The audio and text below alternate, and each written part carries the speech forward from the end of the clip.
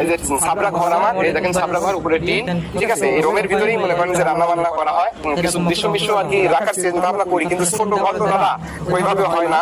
এই যে নিচেও কিছু আম রাখেছি, মামি দিছে খাওয়ার জন্য, বুঝতে পারছেন, সেই আম, বুঝতে পারছেন, প্রায় সেই স্বাদ লাগবে দাদা, পাকে নাই। নিচ দিয়ে বেশিরভাগই পানি ঢোকার কারণে ভিতরে কাদা হয়ে যায়, যার কারণে আমি আর কি নিচে কার্পেট বাড়ি দিছি, একটু সুবিধা হয়েছে, মুছে দিলেই আর কি ক্লিয়ার হয়ে যায়, কোনো সমস্যা হয় না।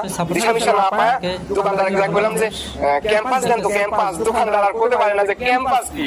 আমি বললাম বাচ্চা শিশুর যে পড়াতে হয় পেন পেন লেখা করছে, ও আগে কবে না, আমার তো আর মুখে আসে না। পরে দোকানদার বললো যে আমি বললাম যে 0 সাইজ দেন, পরে যে দিছে। এখন আজকে চিন্তা ভাবনা করতেছি যে রাইতে আমি আমার নিয়ে করছে ক্যাম্পাস পরে রাখবো, আর তো কাপড় চোপড় একটাও শুকিয়ে নাই দাদা, বুঝতে পারছেন। 5 দিনকার বৃষ্টিতে একবার সব সারকার করে ফেলাইছে। আর এই যে এইদিকে হচ্ছে খাবার দাবার আর কি এখানে রাখা হয়, এখানে